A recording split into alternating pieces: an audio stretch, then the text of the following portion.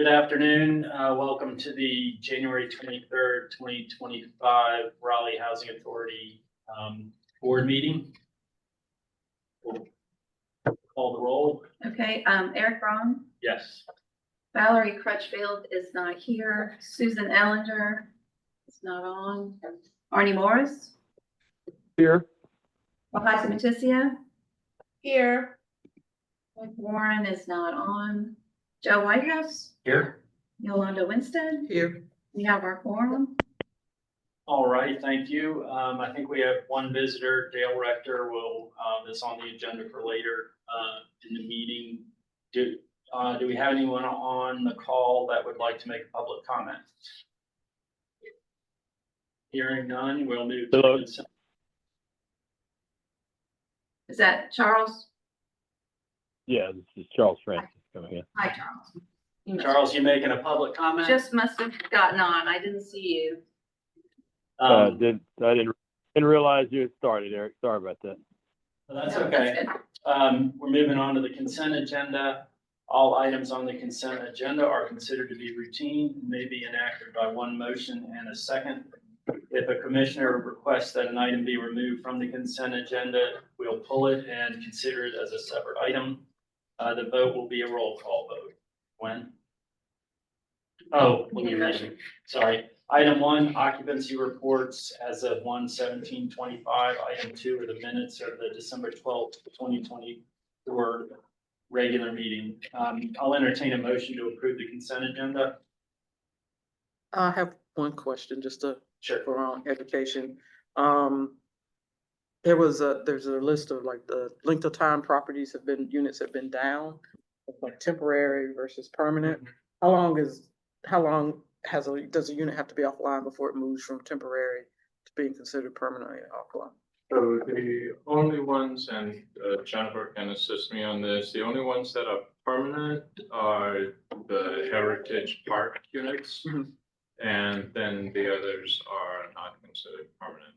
They're temporarily offline due to, contract work. Okay. On that, how long can they be vacant and we still get tenant protection vouchers? There's a window, isn't there? Right, so in under section 18, that's when that window applies. So if it's vacant for more than 24 months, it's not eligible for tenant protection voucher. So we have maybe 10 or 12 at Heritage Park that aren't eligible, but they will be eligible to get RHA level subsidy. So it's not a complete loss on those, so we can get RHA. Under RHA conversions, there's no time limit because the underlying goal of RHA is to continue the same number of units with a 5% de minimis reduction at the housing authority's option.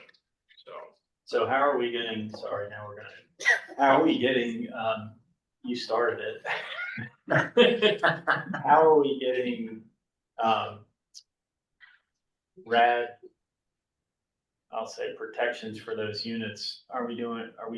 Thought we were doing just section 18, or am I missing? So we're doing section 18, and then for the remainder of the units, we will request, we'll do a RHA application. Gotcha. So for other properties like Glenwood, for example, so one option there that is likely is that we would replace the housing through new construction or acquisition. And when you do that, you automatically qualify. There's no physical obsolescence test. You get 90%. You get vouchers for 90% of the units, and for 10%, it would be RHA level, which is kind of the same as working out for Heritage Park. It's just that there wasn't a 90-10 split.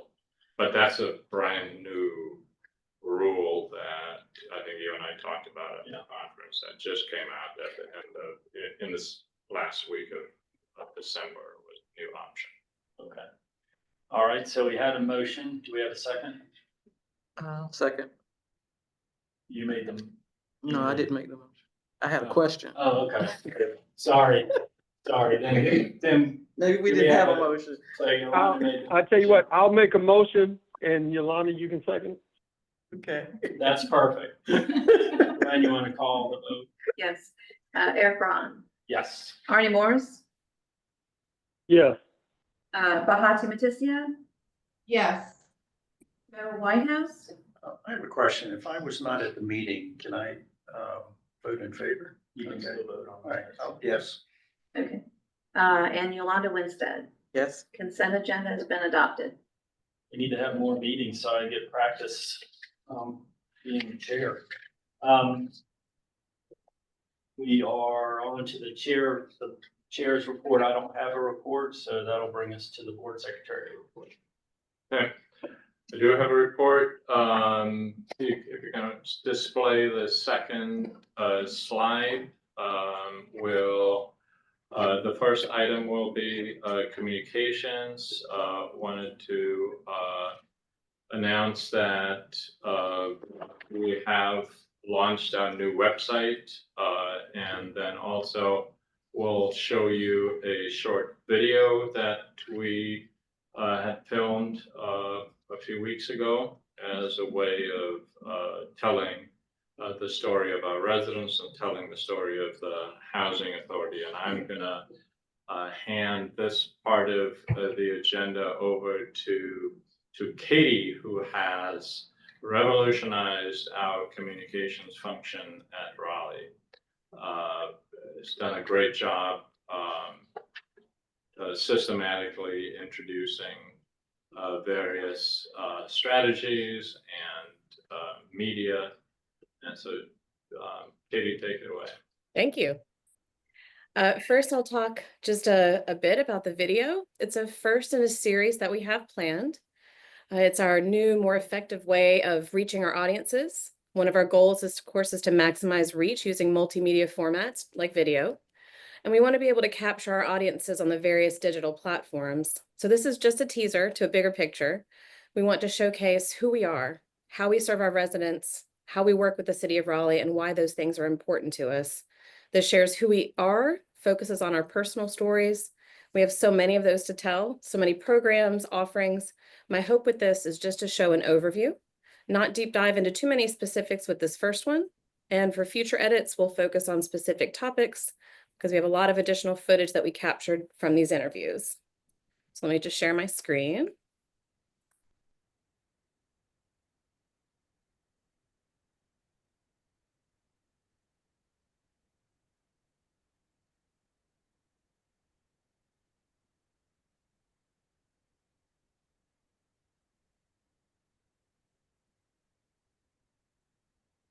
I just want to confirm you can hear the audio, yes?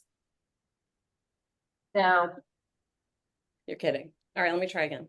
We practiced this twice and I got with IT. And it worked. I Can you know. practice? It always works when you try it, and then when you actually go to do it, it doesn't want to cooperate. All right, 1 second. Share.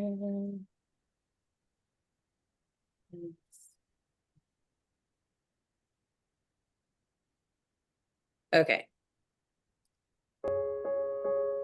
Yeah. Are we good? Yes. Yes.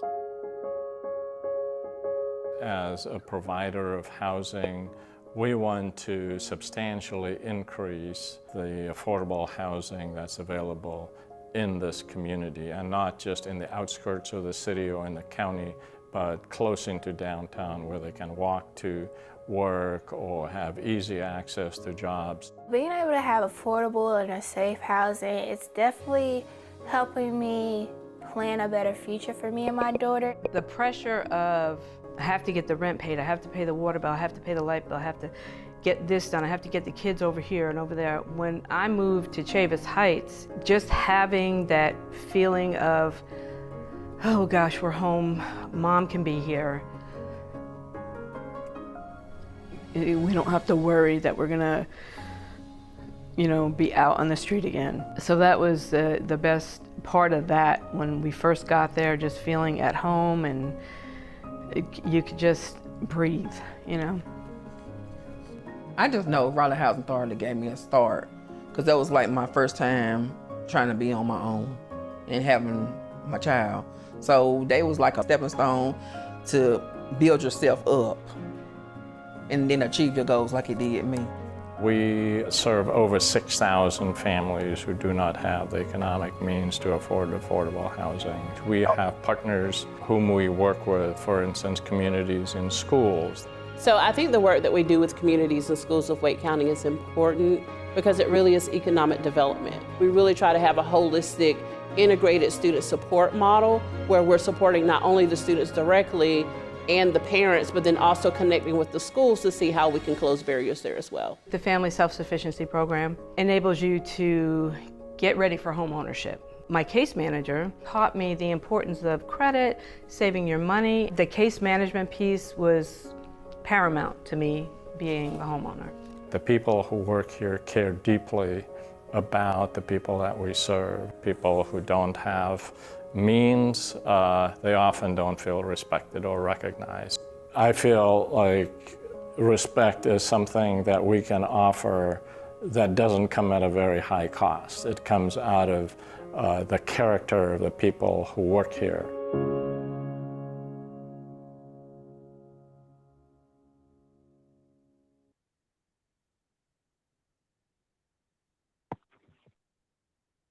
Great. I want to Just so you know, I'm clapping over here. I like that. thank you. I really appreciate staff was a huge asset in me ensuring that I could get, people for the video, helping me with coordinating that. So I want to thank the staff for that. I'll go on to the new website. Again, I want to thank the executive team. They helped me with content and reviewing the site. Planning started about a year ago. We had a goal to update and refresh our site. And following the new logo launch, we started the process of planning the strategy. So our top priority was a clean, consistent, and calming design. And I'm going to review just a few highlights here today with you. The first was an easier, more intuitive navigation. So what we did is we identified user journeys based on our audience groups and the activities that they took on our previous website.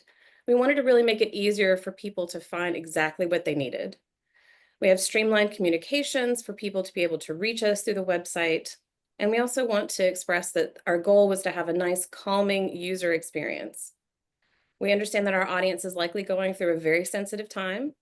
We want to be sure that we have a calming digital experience for them. So we updated the colors, style, and the format to a more modern style. We also have this communication here at the bottom, making sure that we can prioritize easy access for the public to connect with us through the website. We have some nice statistics here at the bottom of the site. Those are easily updated.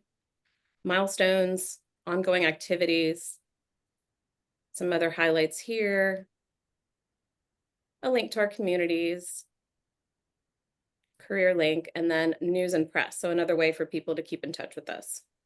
And I'll touch a bit on some of the internal pages. One was the helpful resources. I work with the housing operations staff and Suzanne from the video that you just saw, resident services coordinator, to make sure that we have this updated and to date for both residents, voucher holders, and really anyone who comes to our website and needs help. We also enhanced our communities listing.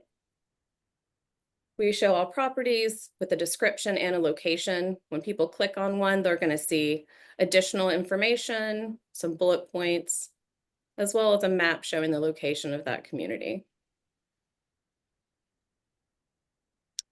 We also revamped our careers and benefits section. We wanted to enhance our competitive edge and be sure we were attracting high talent. So we have all the details here, and then our listing of opportunities is easily searchable by both administrative and maintenance openings. In addition, we have new pages for our board of directors and our executive team with photos so we can put faces to the names for the benefit of all of our external stakeholders, as well as a new RHA department page that we'll continue to expand upon and provide additional information. We just really wanted to be sure we had that transparent engagement, making sure we kept people in the loop, again, with the stories. I've added a few features of new employees that I've showcased on social media. Those have been very well received. And we have more updates on the way. We're not finished yet. So please keep an eye out for more improvements over the next few months. And of course, I do appreciate any and all suggestions or recommendations. That's it for me. I'll turn it back.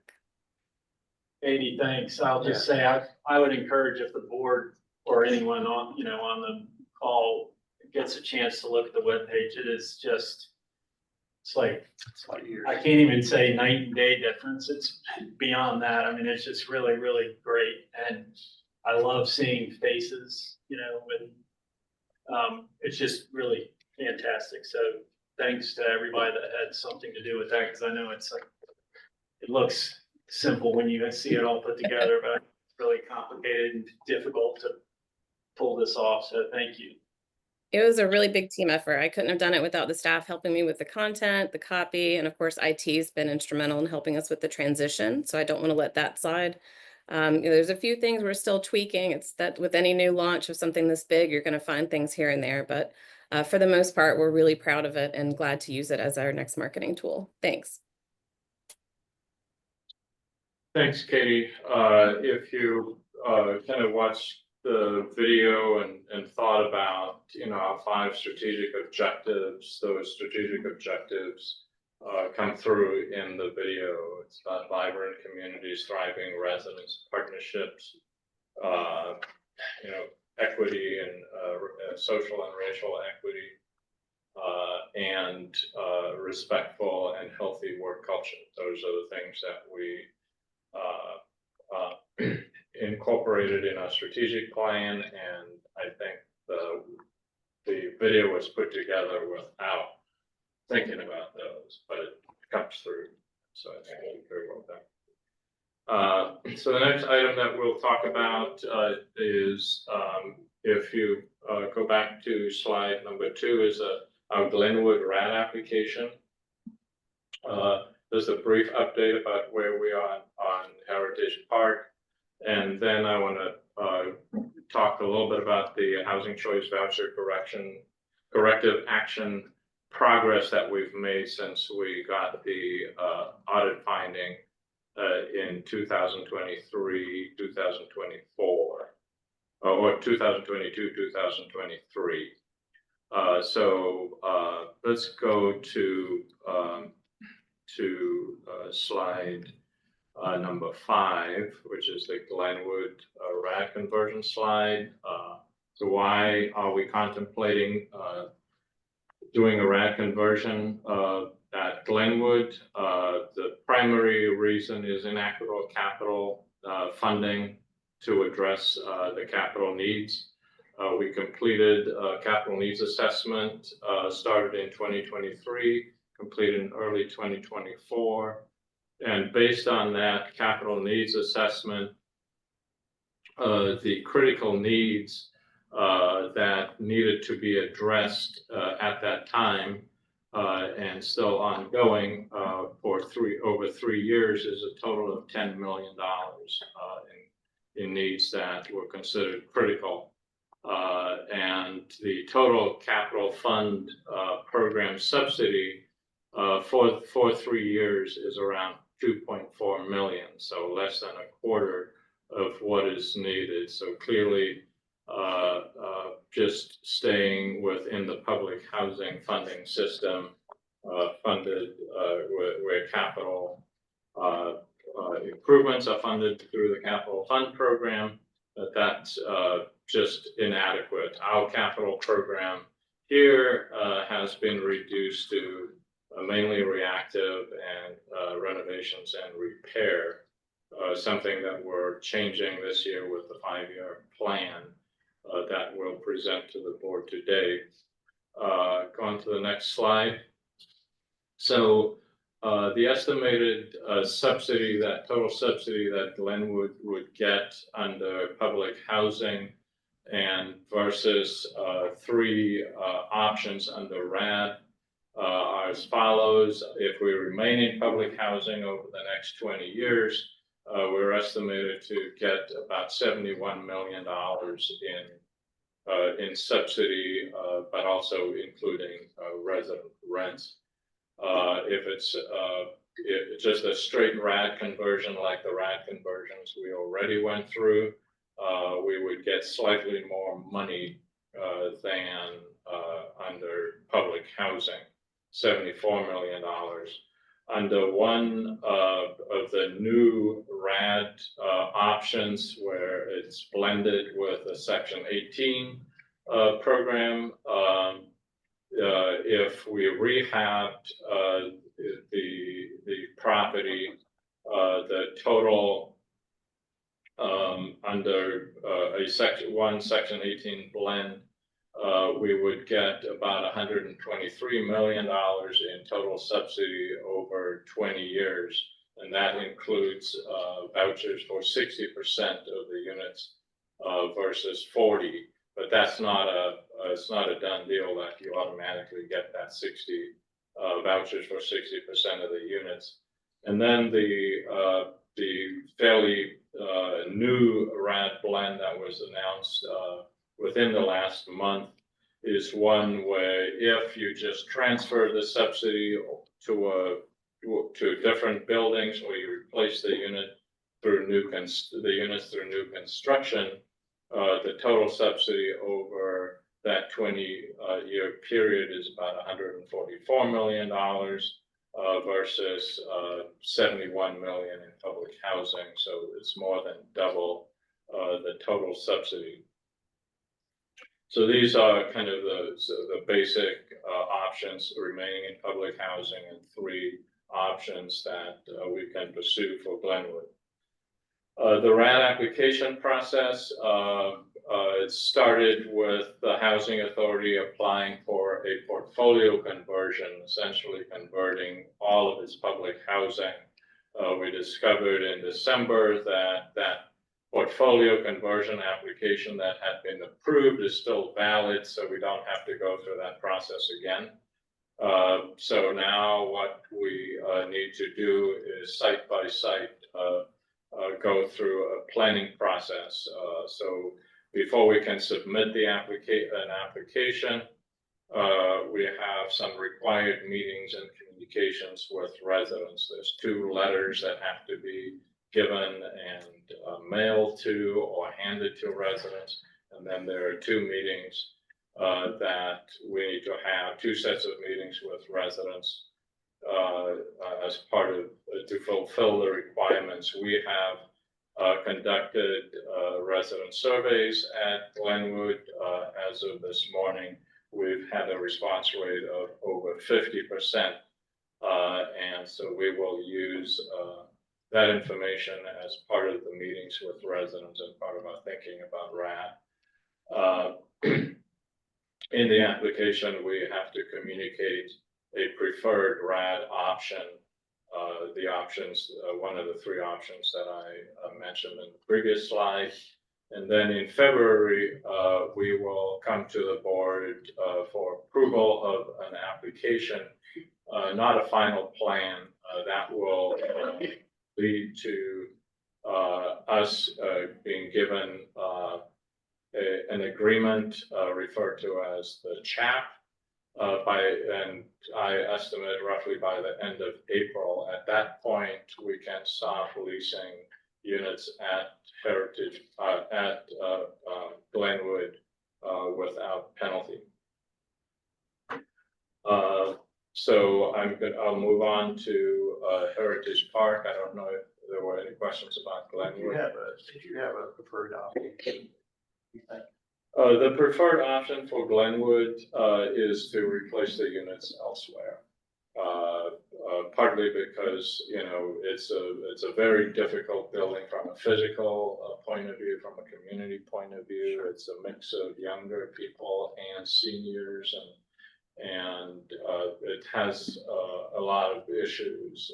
And so if we can replace those units in 2 buildings through new construction or acquisition and new construction, I think that'll be a much better option for those residents who want to live in that neighborhood. There is an option for us to build on part of the Glenwood site.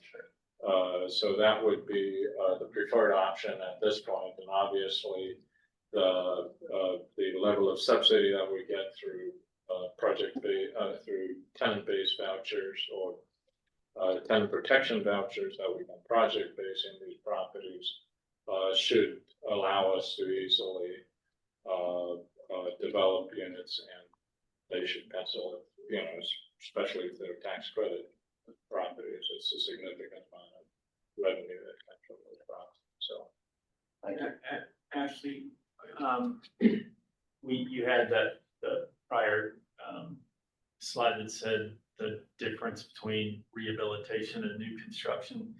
so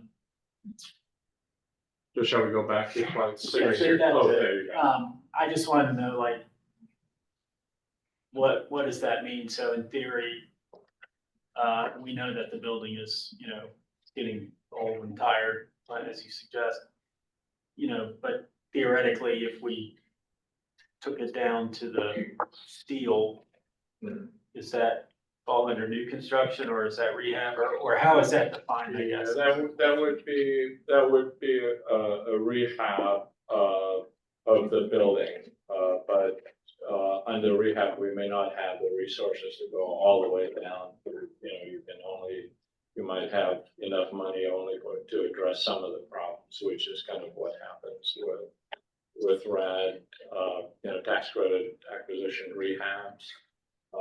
But you know, if we replace the units, say some on the ball field across the street and other units on the 1 acre parcel that's you know, part of the site, we can replace all of the units and then do exactly what you're suggesting, is taking it down to kind of, you know, the bare bones and renovate it and run. And then at that point, there's, you know, the deed of trust will have been released, and we can develop that property into a mixed income. Can we get the 144 number versus the 123 number? Yeah, we'll get the 144 number for the replacement housing. So we'd have to finance the rehab in some other way. So. Thank you. Okay, just briefly about Heritage Park, slide 8. Just wanted to say thank you to the real estate development team, Kenya and our staff, as well as others who've been involved, submitted the application for part of the first phase. And so now we'll wait till see what the results of that is. As far as the relocation effort is going, we now only have 24 households that remain on the site from over 100 at the beginning of the voluntary relocation process. Most of the folks who remain have relocations identified, and so units being prepared and so on. Sort of an internal goal is to relocate 100% of the residents voluntarily, so that we won't have to invoke a 90-day notice or any kind of threat like that. But are they going into some of our housing or other housing? Or is it there's a mix. So some tenant-based vouchers and some of our public housing, but a significant number have gone to project-based vouchers. So that was a major part of our strategy, was to create a project-based voucher program, project-based vouchers in some sites, new and new construction and existing housing. And so residents are particularly happy with the new construction homes that they've moved into, and have made their friends at Heritage Park jealous. Not on purpose, but they just appreciate being able to go into a brand new unit, brand new community.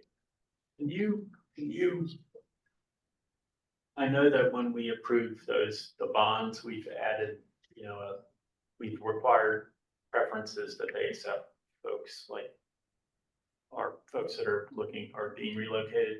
But can you explain a little bit more how the project-based vouchers have helped? So if we help that process, Yeah, so we entered into project-based voucher contracts, allocated vouchers through the RFP, and entered into half contracts with the properties. And so those units, the board adopted a preference as part of the planning for folks who are exiting Heritage Park, who are relocating from Heritage Park. So our residents at Heritage Park had first option on those, especially with new construction units that were not occupied. I hesitate to just guess, but there well over 50 households have moved into those new project-based vouchers, so they were a key source of success. So I guess I'm just mechanically, and I'm sorry, I'm maybe the only one that doesn't understand. If that's really just a timing issue, we had communities that were under construction or close to coming online, and coincidentally, we had folks that were looking to move. They weren't like, those spots weren't held open for our residents. It just was a happy coincidence that. Yeah, no, it wasn't a coincidence. It was sort of planned that way. So we gave properties and sites that were gonna, lease up in the near term. Okay, so we kind of knew the window where. So our first RFP was mainly designed for those properties that are opening at a time when we knew we were going to start opening folks. So that's even highlights more the efforts that staff went to make sure it was an easier transition for residents. Some might have been concerned about where they were going to go.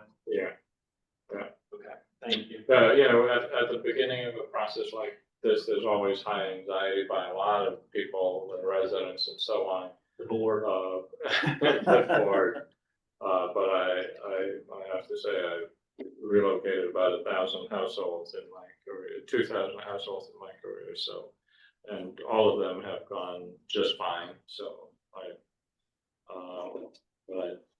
thank the board for, approving the strategies that we followed. So that worked well. So last part of my report is not, we're going to have the report from the auditor, but I just wanted to point out what we've done in response to the two audit findings from a couple of years ago and where we are today. The first issue had to do with selection from the waiting list. And I think there's broad recognition that happens when you don't have software and you have to deal with a complicated waiting list that changes all the time. When, every time somebody changes their information, they could change their preferences and the whole waiting list has to be reshuffled. And when you do that with spreadsheets, you're going to have errors. And the primary solution and strategy for us was to implement new software, and we have, and it just makes it easy. So we'll see in the coming audit whether it has eliminated those errors. The most troubling finding for the evaluation period from April 1, 2022 to March 31, 2023 was that 27% of annual recertifications were completed more than 60 days after the due date. So they were more than 60 days late. In the most recent audit that we will get a report, there was improvement on on that rate of late research, but still resulted in a finding. And this wasn't surprising because in order to correct that big of a problem, it's kind of a 2 to 3 year process. But want to just point out that the recertifications that were due on that were effective on January 1st, that only 3.9% of those recertifications were 30 days late. It means that they had not been completed by the end of December, which would have been a day before the effective date. They should have been completed on the 1st of December, but 3.9% being 30 days late is a big improvement over 27% being more than 60 days late. So in February, this is when we hit the first time where in my mind, which is, full compliance is 91% of them were completed by the due date, which means that by January 1st, 91% of them were completed, 9% weren't completed, but that's typically what happens. Between 5 and 10% of them are late because some of the residents aren't complying, and then we have to follow up. And as long as we follow up through the steps that our policies require, it doesn't lead to any finding. But even so, it's a huge improvement over what it was. And then for March 25, the recertifications that are effective on March 1st, they need to be completed by the due date of February 1st. So generally 30 days ahead of time. And so as of today, 81% of the research had been completed, and that is 7 days before the due date. So in the next 7 days, we'll see those numbers go up to somewhere between 90 and 95%. So the second month in a row where we will be pretty much in full compliance. Now the next slide kind of talks about, illustrates where we are for those March 25 effective date research. And I just want to point out kind of what we have done with sort of first strategy was to move from a kind of a conveyor belt process of completing recertifications to a case management system. So what you can see the names of people in the white space, those are specialists who each have a caseload that they are accountable for, and it's that accountability that leads to some improvement. 100% of these folks have gone through certified training. In 2023, there had been just one person who had certification at that time. We've implemented new software. We have implemented competitive compensation so that we can retain good employees and attract good employees. And the management to staff ratio was reduced from 1 manager for 12 staff to roughly 5 or 6 persons per manager. And so that has helped. And then getting to full staffing level, we're not quite at full staffing level, and we don't need to go to that, because what we've noticed is that some of our staff are very proficient and can handle high levels of high caseloads. Typically around the country, 3 to 350 caseload is average. We have 6 people who can handle 500, a caseload of 500, so we'll be able to reduce the number of staff that we need and increase the salary of those people who are the high performers, but this has been a very successful process, implementation of strategies to get us to the point where for the last 2 or 3 months, we've been in full compliance from a very dim period where more than 27% of recertifications were done more than 60 days late. And that for the staff to do that, there's a horrible administrative impact that I won't go into with that level of lateness. So that is my report to the board. Two things.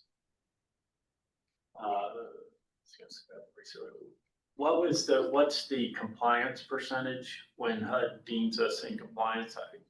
Was it you? I think you said 91%. I think that has shifted. So generally, you're in compliance if you complete all of your recertifications by the due date, which is 30 days before it takes the new rent or subsidy takes effect. But there are always stragglers who are not complying, and unfortunately, during COVID, we went through a period where we maybe did not, enforce the rules, and so people got lax, and so so people did not bring in their information, and we kept them on the program. Now we have kind of enforced the rules, and so internally, for me, a target to get at 90 to 95% complete by the due date is a good internal goal. So if you see here for March, the percentage completion is 80. Oops, you're going to go to the previous slide. The percentage completion as of last night, the end of last night, was 81%. So we're kind of more than 75, about 75% through the month. We still have just more than a week left, and we're at 81%. So we're kind of ahead of the game.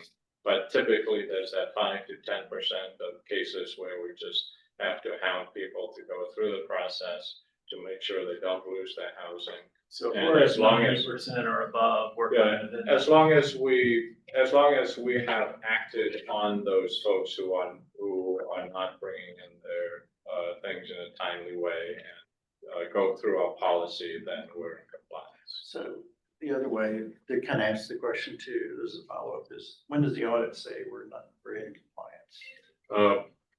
Dale will tell us earlier, but as I said, if we complete the recertifications by the due date, and if there's some that are not, we're required to follow our policy. As long as we follow our policy, we should be in compliance. The second question is more just globally. They might be up there, but can we start loading your reports to the website? To the website for the public to see, or for the board portal? Oh, the board portal, yes. Maybe it is. Yeah. So you'll see a lot of these reports with the green. Those are the ones that I developed. So if you see those are the ones that come from my desk. And yeah, the plan is to, as we get, so this report, for example, is in good shape right now. The caseloads haven't been distributed the way that they should, so it kind of gives a negative impression of at least one person who's a new person, but she has a huge caseload. Yeah, we'll package them. We'll have maintenance reports, recertification reports, you were referring to occupancy report. Yeah, I'm glad I was referring to your report that you give us. Not these statistical. Okay, the PowerPoint. Yes. The PowerPoint. Yes. We'll give that, yeah. Okay, because I try to keep up with them, but I can never find them when I want to, so yeah. So when we'll send them out, we'll put them in the board portal. Yeah, just in the board portal. Yeah, we could organize them in the board portal. Yeah, that's all So I you was can find it thinking. easier. And the board's gonna have to get some emails and just some things to get access to the new board portal with the new website too. Right. So this is something just briefly that we talked about, the need for board members to get software and email that's used for housing authority business, so that board members don't run the risk of getting a public information request. So we want to make sure that so that you have access to a system that is separate from your personal data. So we can talk about this. I would think any pay and set up. I think it's important for all of us to get set up on that. And there's look forward to it. Thank you. So that's your That's my report, yes. I don't think we have a real estate investment committee report. Greg is not able to attend. So that brings us to the auditor report. Dale? Hang on just a minute. I just lost mine. There we go. Dale, can you share it yourself? Yeah, I can. You want me to share the PowerPoint? I don't know. It's up to you. I did send it out, but if you have the capability, if you want to share it. Okay. Walk me through that. But Sure. open it. Yeah, here it is. Okay. We there? Can everyone see the PowerPoint? Yeah, Yes. can you make it full screen though? There you go. All right, good. Now, thank you, Mr. Chairman, for allowing me to share the audit findings. Ashley, I'm really grateful. One of the things I was encouraged about when I listened to you was that when the presentation was done about the new website, that there was no openings in the accounting department. And so that I picked up on that and thought, yes, we're good. You said maintenance and admin sometimes. So it's like, here we go. I'm so grateful for what they have done. It's been a tough couple of years. Number of things that are going on post-COVID, and very appreciative of the staff and Liz and Jim jumping in and helping with the audited presentation. The audit report, I've kind of summarized it in different categories so that you don't have to go through the entire document to get what you need. And on this page that I'm showing you, it shows you exactly the places that I would look if I was a board member. The things I'd want to know, the information that is pertinent to your operation, the success from one year to the next, and what I'm going to do, because you just talked about it, and I'm going to work backwards, is I'm going to go to the finding page that we have. And the finding pages in the audit report, we have two findings. One is 2024-01, another one's 02. Last year we had 3 findings. And grateful to report that the public housing issue that we had in 2023 is that was cleared, and now we have these 2 existing findings that Ashley reported on and then gave you a summary. Let me go over very briefly the compliance criteria, Eric, because that's significantly important. That compliance criteria hasn't changed in 10 years. And the requirement is that you have annual reexaminations, that they be done, as Ashley said, by the due date. But what has happened historically with HUD is they have built into the CFRs or to the Code of Federal Regulations a 3-month past due period.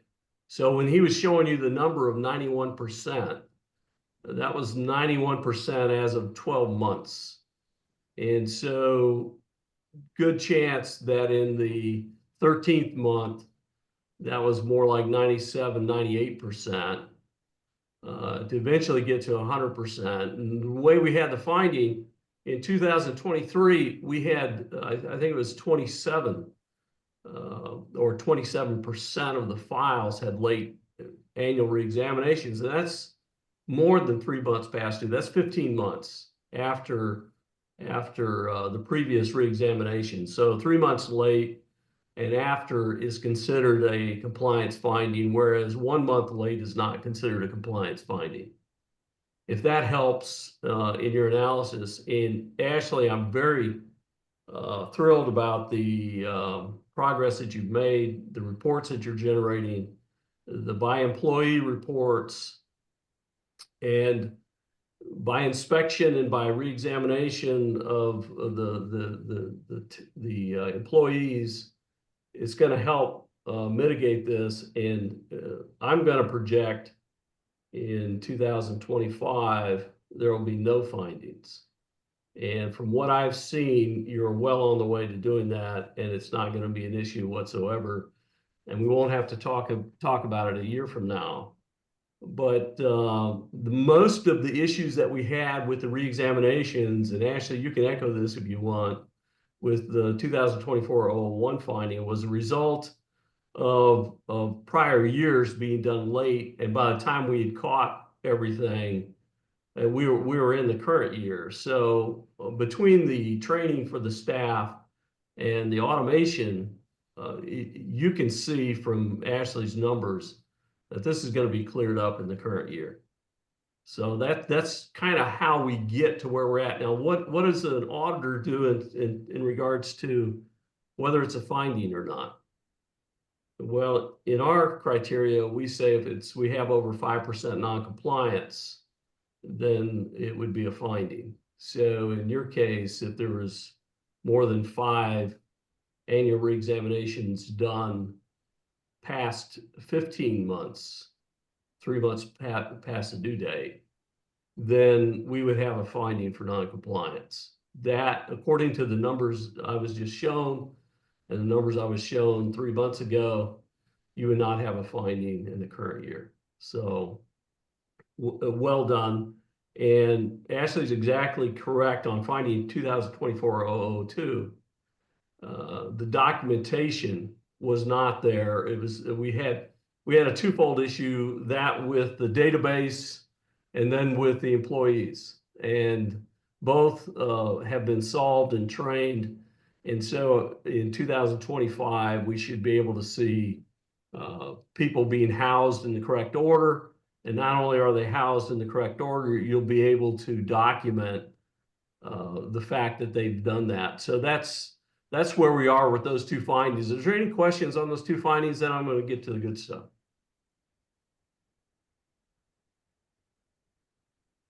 Thank you for that explanation, and I want to thank staff and everybody here for doing such a good job on turning that around. That's awesome. Yeah, I agree. It's a great job. And we look forward to never hearing this again. After this one. Oh, I couldn't agree with you more. The audit opinion was a clean opinion. It was a financial statement was due fairly present, and your accounting staff does an amazing job with that. And if I was a board member, I would want to look at the management discussion and analysis, and we'll look at 2 pages of that in just a minute. And that's on pages 4 through 11 of the audit report. On pages 15 and 16, you've got the statement of cash flows, and don't get lost in all the columns and numbers. You had an increase in cash flow in operating activities of $7.6 million. There was almost a $7 million increase in cash and investments, taking your cash. If you guys remember this, a couple years ago, I said you have 40 million. Then last year, 45 was the previous year, and the previous year here is 50 million. Now you're at 57.6 million in cash and investments. And it's in various programs, but the truth of the matter is, your cash position tends to go up. You have built-in things that just work well, whether it's Walnut Terrace or the affordable housing or CAD and now the RAD conversion. You're just generating a good amount of cash, and one more reason to do reinvestment and to put the money back into affordable housing. Ashley mentioned 6,000 families that were housed. It'd be neat to see that 7,000 or 8,000. As you know, you probably know this, my son lives in Raleigh, and looking at the stock of available affordable housing is just crazy. There's just a serious lack. In pages 51, 52 of the audit report, there is the opinion on the government auditing standards. That's a clean, unmodified opinion. And the last opinion deals with the findings. It says 3 findings for noncompliance, but there's really only 2 findings of noncompliance, one in the prior period. And we just went over that. The CFA is a schedule of expenditures of federal awards. And you notice from that analysis, we have about $6 million increase in federal financial assistance, primarily with the Housing Choice Voucher Program. The less public housing you do, the more HCV you'll do, and that number probably continue to go up because of the cost of housing continues to go up. But in addition to that, the number of units that are available should go up as well, which takes me to the next page of the slide, which is a comparative net position. If you look at the current assets, we have a $6 million increase in current assets. Pretty much all came primarily from cash and investments. And if you look at the non-current liabilities, we had a reduction in current liabilities that result of the debt pay down. But one of the numbers I want you to focus out on this balance sheet or statement of net position is the unrestricted net position, which went from 45.9 million to 48.4 million. That's a $2.5 million increase in available resources to be used at the Housing Authority. So a very strong, financial, robust, good financial condition. And as you go to RAD, what's going to happen?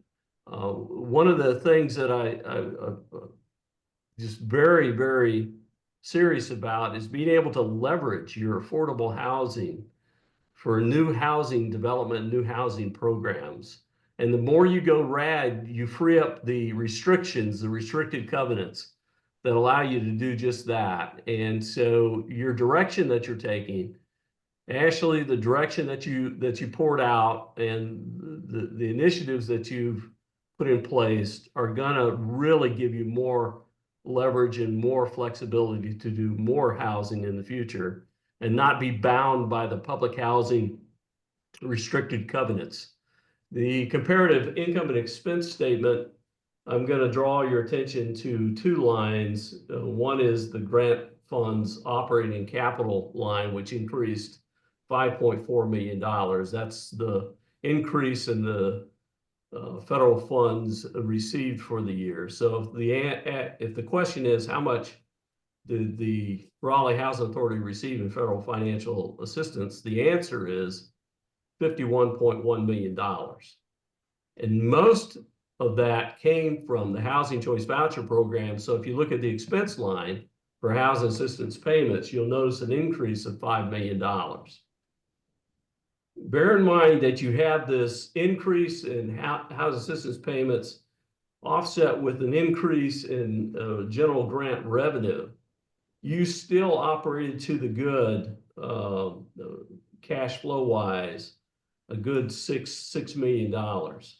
Now, one of the lines I want to point out, and then I'm done, is the investment income.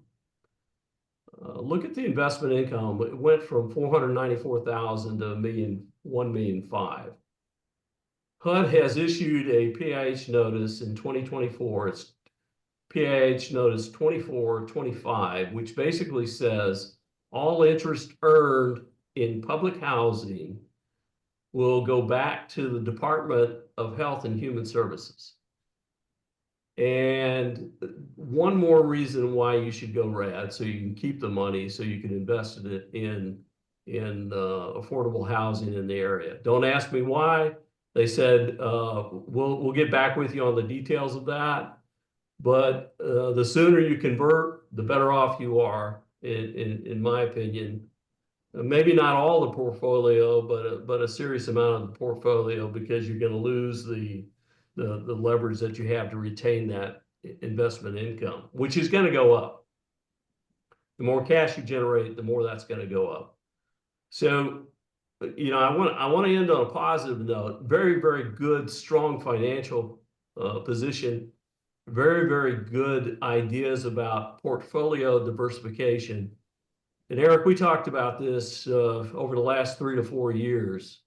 And the more you can do to modernize the affordable housing and build new developments, the better off the Raleigh area is going to be, the better off we've done our job as a housing authority. So I'm excited for the direction you're moving.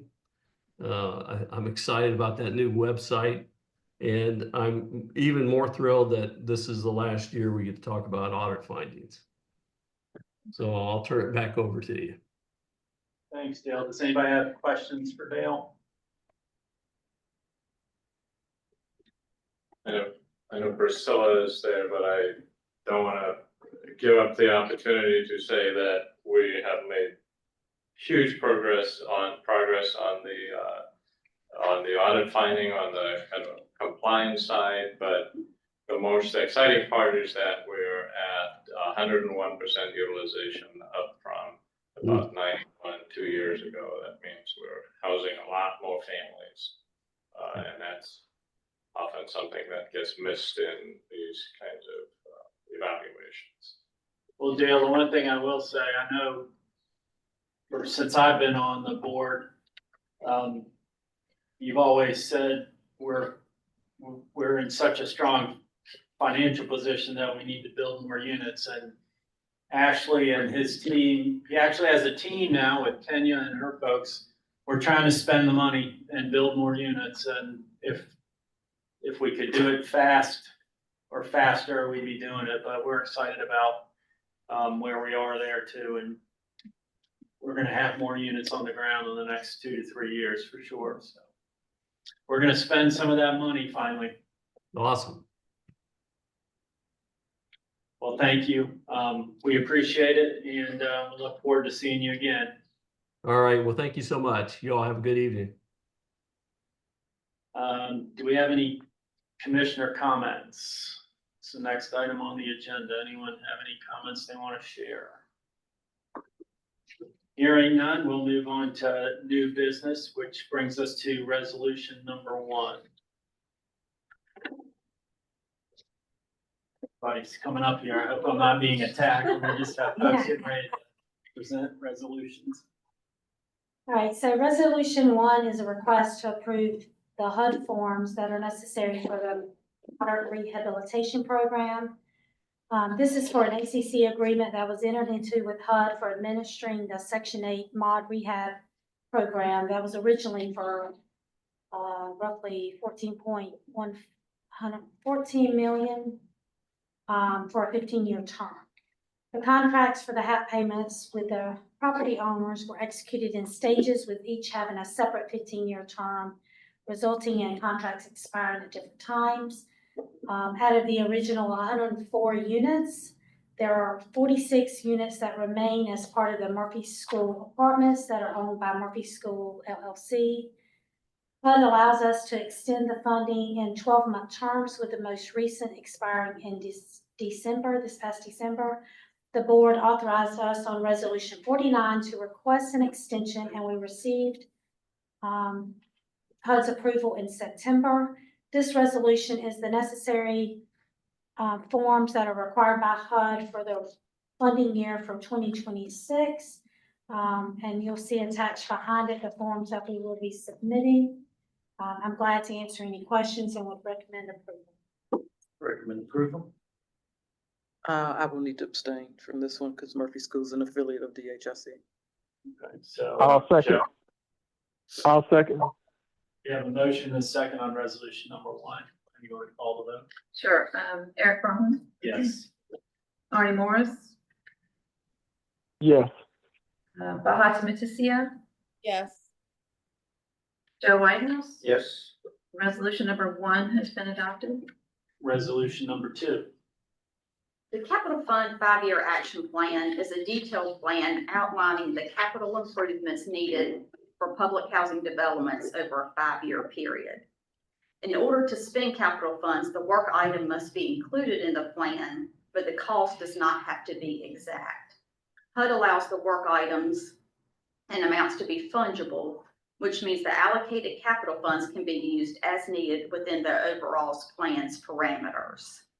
So as mentioned previously, when you look at the plan, you'll see that we have allocated some funds for RHA for development costs, pre-development costs, as we begin to reposition some of our public housing properties. And so some of the amounts may look low, and part of that is because we don't know exactly what those needs are going to be, but as long as we have them in the plan, then we can spend whatever amount of money allocated within capital funds on those work items. So RHA had capital needs assessments completed during 2023 and 2024 to determine the repair needs of all public housing properties.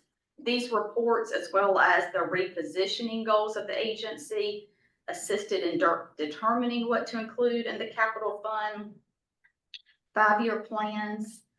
A public notice was placed in the local newspaper, and the plans were placed on RHA's website, as well as sent to residents, the resident advisory board, and some of our local partners. A public hearing was held on January 26, which had 9 residents attend, and there were no comments opposing the plans. I would be glad to answer any questions and recommend approval. Do you have any questions regarding resolution number 2? Hearing none, I entertain a motion. So moved. Second, Derek. Oh, do you have a question? No. We have a motion and a second on resolution number 2, Glenn. All right, Eric Braun, Yes. Arnie Morris, Yes. Baha Temitosia, Yes. Joe Whitehouse, Yes. Yolanda Winstead. Yes. Resolution number 2 has been adopted. That brings us to resolution number 3. So resolution 3, it's basically to accept the audit report that Dale just presented along with the MD&A. So I'm not gonna lead with a lot of comments on that. I do wanna just take the moment to say you've heard the saying, it takes a village, and I wanna thank all not just the finance staff, but the whole agency. Everyone plays a part in compiling and going through the audit and then the audit report. So I want to make sure I thank all the staff for their input and help into doing that. Luckily, I get to be here and just be the spokesperson, but they do all the hard work. So with that, I'm glad to answer any questions and would recommend. I have one recommendation or request, really. In the future, if we could get these ahead of time, this was I didn't really get a chance to get through it before. I mean, the auditor did a great job, Dale did a great job in explaining it, but I would like to have had it a little earlier to review. Yeah, and I agree with that, and we will do our best to do that next year. I think the holidays snuck up on us and then the board report, the board meetings. Yeah, I saw. We'll make sure that it gets. I saw it was dated December 12th, so we've had it for a while. Yeah, we'll add that to our calendar to make sure as soon as Thank we you. receive it that you can go ahead and get a copy. That'd be great. Thank you. So So then I'll make a motion to approve. we have a motion. Do we have a second? Second. We have a motion and a second for resolution number 3. Gwen? All right, Eric Braun, Yes. Arnie Morris, Yes. Baha Temitosia, Yes. Joe Whitehouse. Yes. Yolanda Winstead. Yes. Resolution number 3 has been adopted.